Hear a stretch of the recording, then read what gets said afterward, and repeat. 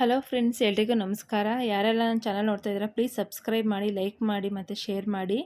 ನಾನು ಇವತ್ತು ಚಿಕನ್ ಸಾಂಬಾರಿಗೆ ಮೊಟ್ಟೆ ಕೋಳಿ ತೊಗೊಂಡಿದ್ದೀನಿ. ನೋಡಿ, ಚಿಕನ್ ಎಲ್ಲ ನೀಟಾಗಿ ತೊಳೆದು ಎತ್ತಿಟ್ಕೊಂಡಿದ್ದೀನಿ. ಮೊಟ್ಟೆ ಸಪ್ರೇಟಾಗಿ ಎತ್ತಿಟ್ಕೊಂಡಿದ್ದೀನಿ. ಇವಾಗ ಸಾಂಬಾರಿಗೆ ಮಸಾಲ ಐಟಮ್ ಏನೇನು ಬೇಕಂತ ನೋಡೋಣ.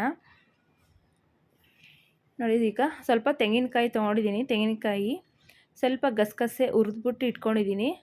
1.5 ಸ್ಪೂನಷ್ಟು ಧನಿಯಾ ಪೌಡರು, ಸ್ವಲ್ಪ ಕೊತ್ತಂಬರಿ ಸೊಪ್ಪು, ಒಂದು ಚಿಕ್ಕದೊಂದು ಟೊಮೆಟೊ ಕಟ್ ಮಾಡಿ ಎತ್ತಿಟ್ಕೊಂಡಿದ್ದೀನಿ, ಸ್ವಲ್ಪ ಬೆಳ್ಳುಳ್ಳಿ, ಹಸಿ ಶುಂಠಿ ಮತ್ತು ಸ್ವಲ್ಪ ಚಕ್ಕೆ, ಒಂದು 5-6 ಪೀಸು ಚಕ್ಕೆ, ಏಲಕ್ಕಿ, ಲವಂಗ.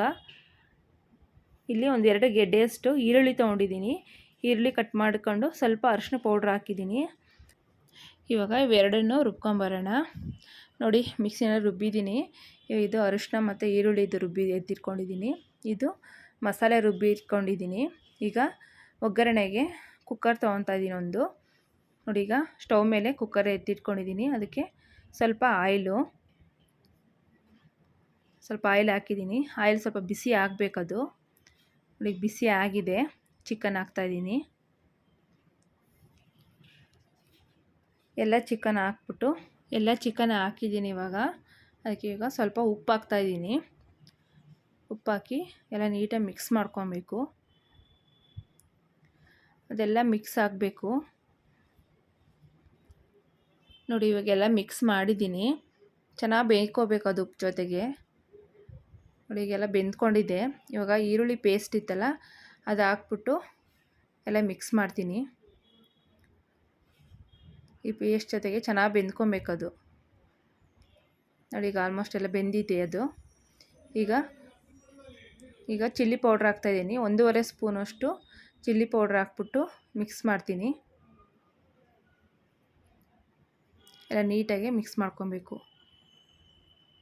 ಅದು ಖಾರದ ಜೊತೆ ನೀಟಾಗಿ ಬೆಂದ್ಕೊಬೇಕು. ಸ್ವಲ್ಪ ಒಂದು 5-10 ನಿಮಿಷ.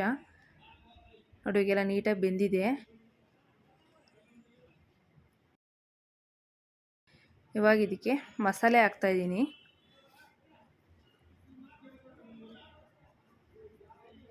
ಮಸಾಲೆ ಎಲ್ಲ ಹಾಕ್ಬಿಟ್ಟು ಎಲ್ಲ ನೀಟಾಗಿ ಮಿಕ್ಸ್ ಮಾಡ್ಕೊಬೇಕು.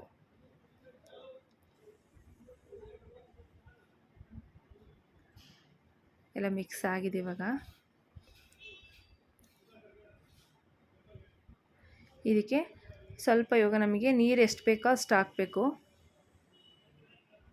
ಸಾಂಬಾರಿಗೆ ನೀರು ಎಷ್ಟು ಬೇಕೋ ಅಷ್ಟು ನೀರು ಹಾಕ್ತಾಯಿದ್ದೀನಿ.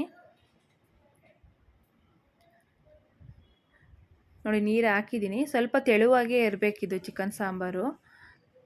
ಈಗ ಉಪ್ಪೆಲ್ಲ ನೋಡ್ಕೊಂಬಿಟ್ಟು, ಉಪ್ಪು ಬೇಕಾದರೆ ಸ್ವಲ್ಪ ಉಪ್ಪು ಹಾಕ್ಬಿಟ್ಟು ಈಗ ಕುಕ್ಕರ್ ಮುಚ್ತಾಯಿದ್ದೀನಿ. ಇದೊಂದು 7 ವಿಷಿಲ್ ಆಗಬೇಕು. ಅಲ್ಲಿವರೆಗೂ ಕೂಗಿಸ್ಕೊಳ್ಳೋಣ.